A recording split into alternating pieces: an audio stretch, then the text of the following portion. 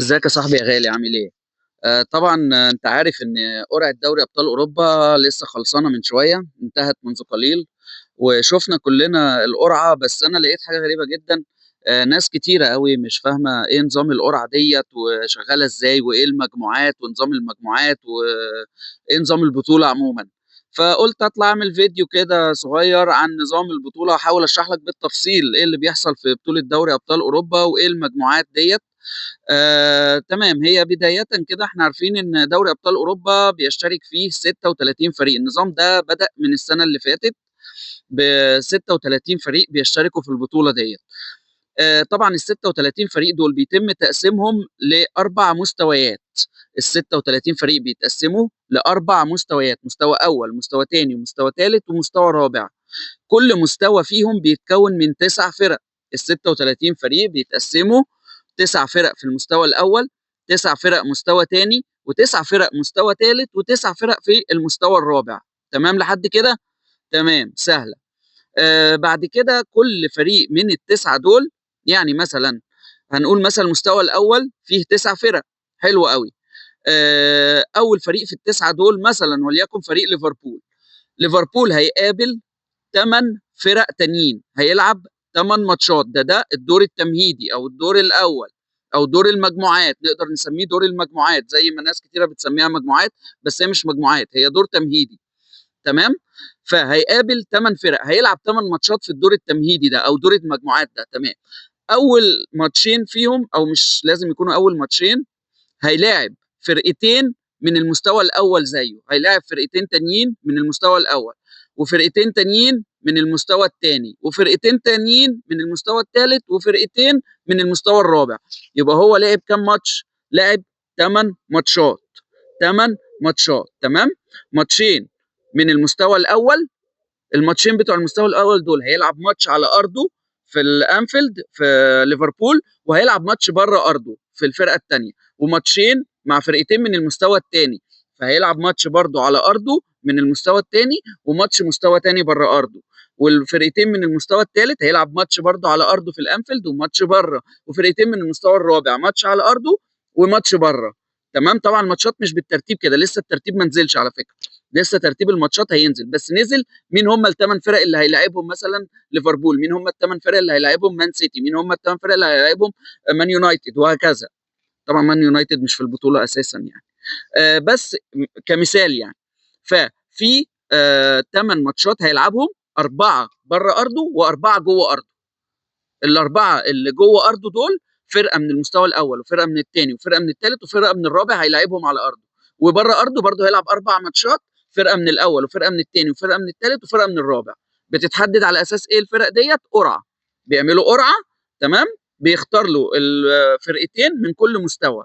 تمام. فرقه بره وفرقه جوه. تمام، حلو قوي. طيب، اخر بقى ما يلعبوا ال8 ماتشات دي، كل فرقه بتلعب 8 ماتشات، كل فرقه بتلعب 8 فرق مختلفين تماما عن الفرقه الثانيه، يعني مش لازم تلعب نفس الفرق. فعشان كده انا مش بسميها مجموعات، هي دور تمهيدي. طيب، بعد ما كل فرقه بتلعب ال8 ماتشات بتوعها دول، بيبتدي يجمعوا نقط. 8 ماتشات دول بيتجمعوا في صوره نقط، يعني كل ماتش بيكسبه بياخد 3 نقط، كل ماتش بيتعادلوا بياخد ايه؟ نقطه واحده. ويرتبوا ال 36 فرقه كلهم على حسب النقط اللي جمعوها في ال8 ماتشات دول. يعني مثلا لو فرقه كسبت ال8 ماتشات كلهم هتاخد 24 نقطه، 8 في 3 ب 24. فرقه كسبت 7 هتاخد 21، فرقه كسبت مثلا 6 هتاخد 18 نقطه، وهكذا. يبتدوا يرتبوهم من رقم واحد، الفرقه رقم واحد اللي جمعت اكتر نقط في الثمان ماتشات، للفرقه رقم 36 اقل فرقه جمعت نقط في الثمان ماتشات. طيب، بعد ما نرتب كل الفرق من واحد لحد رقم 36، ايه اللي يحصل بعد كده؟ يعني خلاص خلصنا الثمان ماتشات والدور التمهيدي خلص، بنخش بعد كده اول 8 فرق في ال 36 دول اللي خدوا اكتر عدد نقط في ال 36 فرقه دول، دول بيتاهلوا مباشره لثمن النهائي او دور ال 16. يبقى اول 8 فرق دول بيخشوا على دور ال 16. طيب، بعدين قال لك من الفرقه رقم 9 لحد الفرقه رقم 24 دول بيتاهلوا لدور ال 32، يعني دول لسه هيلعبوا ماتش تاني. تمام، مع بعض، وبعدين يتاهلوا لدور ال 16. الفرقة بقى من أول 25 لحد ال36، ال12 فرقة دول بيخرجوا بره البطولة خلاص من 25 لحد ال36. طيب يعني أول 8 فرق دول اتأهلوا، خليهم على جنب. من الفرقة رقم 8 الفرقة رقم 9 لحد الفرقة رقم 24، ترتيب اللي ترتبوا من ال8 ماتشات الأولانيين دول اللي جمعوا نقط وخدوا مركز من التاسع لل24، دول هيلعبوا مع بعض ماتشين رايح جاي. يعني دول 16 فريق، عبارة عن 16 فريق هيجيبوا القرعة، هيتعمل قرعة بعد كده. ال 16 فريق دول 8 هيلعبوا 8 التانيين، تمام؟ 8 هيلعبوا كام؟ 8 التانيين من ال 16 دول، فهيتأهل منهم 8 هيلعبوا ماتشات رايح جاي، هيتأهل منهم كام؟ 8 على ال8 اللي هم كانوا أصحاب المراكز الأولى، 8 الأوائل، يبقى كده بقوا 16 فريق. ال 16 فريق دول يتأهلوا لدور ال 16 ويتلعب بقى عادي بقى دور 16، برضو القرعة هي اللي بتحدده. يتلعب بقى ال8 اللي فوق دول هيلعبوا ال8 اللي اتأهلوا الاخرانيين اللي كانوا من مراكز من التسعه لل24، لعبوا بعض وطلع منهم 8 هيلعبوا ال8 اللي كانوا في المراكز ال8 الاوائل دول. ده بقى هيبقى اسمه دور ال 16 عادي جدا، تمام؟ وهيطلع من دور ال 16 دول 8 فرق يلعبوا دور الثمانيه اللي هو الربع النهائي، يطلع 4 فرق يلعبوا نص النهائي، وبعدين يطلع فرقتين يلعبوا في النهائي. ده النظام باختصار شديد جدا. هحاول اديكم مثلا مثال. طبعا القرعه اتعملت خلاص وعرفنا كل فريق هيلاعب مين. عندك مثلا فريق ناخد مثلا مثال ليفربول هيلاعب قلنا فرقتين من المستوى الاول. قلنا الفرق كلها بتتقسم 4 مستويات، 9 فرق في المستوى الاول، 9 فرق في المستوى الثاني، 9 فرق في المستوى الثالث، و9 في المستوى الرابع، تمام؟ ليفربول مثلا في المستوى الاول هيلاعب مين؟ هيلاعب ريال مدريد وهيلاعب انتر، هيلاعب ريال مدريد والانتر، تمام؟ واتفقنا ان هو هيلعب ماتش جوه وماتش بره. الريال مدريد هيلعبوا جوه على ارضه في ليفربول، انما الانتر هيلعبوا بره في ايطاليا في مدينه ميلانو، تمام؟ تمام. بعد كده في هيلاعب في المستوى الثاني برضه فرقتين. مين هم الفرقتين اللي هيلاعبهم ليفربول في المستوى الثاني؟ هيلاعب اتلتيكو مدريد وفرانكفورت.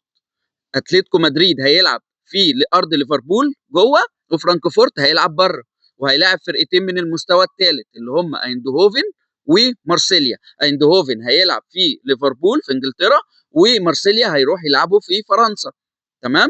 واخر فرقتين اللي هم من المستوى الرابع هيلاعب فرقه اسمها كارباج اجدام وفرقه اسمها جلطة سراي من تركيا، تمام؟ كارباك اجدام ديت هيلعبها جوه ليفربول، وجلطة سراي هيلعبها بره في تركيا، تمام؟ فكل فرقه برضو نفس النظام، هتلاعب فرقتين من المستوى الاول، فرقتين من المستوى الثاني، فرقتين من المستوى الثالث، وفرقتين من المستوى الرابع، وبعدين في الاخر تمام هيصفوا الترتيب. ده كانت مواجهات ليفربول. طبعا هيلاعب ريال مدريد وانتر من المستوى الاول. كل فرقه كده عندها فرقتين صعبين قوي في المستوى الاول، فرقتين يعني جامدين برضو من المستوى الثاني، فرقتين نص نص المستوى الثالث، وفرقتين بيبقوا يعني اقل شويه من المستوى الرابع. فديت طريقه فيها فير شويه، بتزود عدد الماتشات فبتزود الاثاره الى حد ما يعني، فبتزود طبعا الاثاره وبتزود عدد الماتشات، بيبقى في جمهور اكتر، بيبقى في دخل اكبر. طبعا هم بيدوروا على اثاره اكبر ودخل اكبر، زائد ان هي برضو انا شايفها فير جدا جدا، لان انت يعني كل الفرق بتلاعب نفس المستويات تقريبا، فرقتين من المستوى الاول، فرقتين من المستوى الثاني، فرقتين من المستوى الثالث، فرقتين من المستوى الرابع. فطبعا دوت بيبقى حاجه يعني عادله جدا وفير لكل الفرق، تمام؟ بعد كده قلنا هيتاهل مثلا ليفربول طلع الاول مثلا، وهناخد اول 8 فرق زي السنه اللي فاتت كده بالظبط، ليفربول كان الاول عليهم، تمام؟ اول 8 فرق دول بيتاهلوا مباشره لدور ال 16، وبعدين من الفرقه التاسع للفرقه ال 24 بيلعبوا ماتش رايح جاي مع بعض. 8 فرق بيلعبوا 8 فرق تانيين ماتش رايح جاي، وبعدين يتاهل منهم 8 يلعبوا الثمانيه الاوائل، يلعبوا الثمانيه الاوائل، يبقى ده كده اسمه دور ال 16 بس. ومن دور ال 16 ده تمشي طبيعي جدا. فرقه دور ال 16 الثمانيه الاوائل دول هيلعبوا الثمانيه اللي اتاهلوا التانيين من التاسع لل 24، هيتاهل منهم 8 هيلعبوا بعض ماتش رايح جاي، اللي يكسب يتاهل لدور ربع النهائي اللي هو دور الثمانيه، وبعدين اللي يكسب يطلع لقبل النهائي، واللي يكسب يوصل للنهائي. واستعرضنا مثال مواجهات ليفربول. ناخد مثلا مواجهات ريال مدريد مثلا. ريال مدريد هيلاعب من المستوى الاول، هيلاعب السيتي وهيلاعب ليفربول. هيلاعب السيتي في ارضه في اسبانيا في مدريد، وهيلاعب ليفربول بره ارضه في الانفيلد. تمام. من المستوى الثاني هيلاعب يوفنتوس وهيلاعب بنفيكا. هيلاعب يوفنتوس وهيلاعب بنفيكا، برضه يوفنتوس على ارضه وبنفيكا بره. المستوى الثالث هيلاعب مارسيليا واولمبياكوس. تمام، مارسيليا على ارضه واولمبياكوس بره. والمستوى الرابع هيلاعب موناكو وكايرات الماني الكازاخستاني، كايرات الماتي الكازاخستاني. تمام، هيلعبوا بره ارضه، وموناكو هيلعبوا على ارضه فين؟ في مدريد. تمام. فكده ده نظام المجموعات او الدور التمهيدي. تمام، وعرفنا ازاي اللي هيتاهلوا من الدور التمهيدي دوت هيبقوا 24 منتخب. 24 منتخب، الثمانيه الاولانيين تاهلوا مباشره لدور ال 16، وبعدين ال 16 اللي بعد كده اللي هم من التاسع لل 24 هيلعبوا بعض رايح جاي، يتاهل منهم 8 مع الثمانيه الاولانيين عشان لدور ال 16، وبعد كده تمشي البطوله عادي لحد النهائي. ده يعني حاولت اشرح لكم كده بالتفصيل نظام بطوله دوري ابطال اوروبا للناس اللي كانت بتسال ومستغربه ايه نظام المجموعات ديت واحنا مش فاهمين حاجه والفرق هتلعب ازاي. فاتمنى اكون عملت فيديو مفيد ان شاء الله، ونستمتع ببطوله قويه ونرجع لليالي الابطال والماتشات القويه الجامده والحماسيه. واتمنى اللي عنده اي كومنت او اي استفسار او اي حاجه يبعتها لي في الكومنتات ان شاء الله باذن الله، هرد عليكم كلكم باذن الله. وان شاء الله اللي وصل لحد هنا انا بشكره جدا جدا جدا، وانت بجد يعني بطل انك كملت الفيديو للاخر. وشكرا يا ابطال اللي كملوا معايا الفيديو للاخر. وان شاء الله باذن الله الابطال يستنوني في الحلقه اللي جايه ان شاء الله باذن الله، هنقول كلام مهم ومفيد جدا جدا عن الكره المصريه والعالميه. والى اللقاء.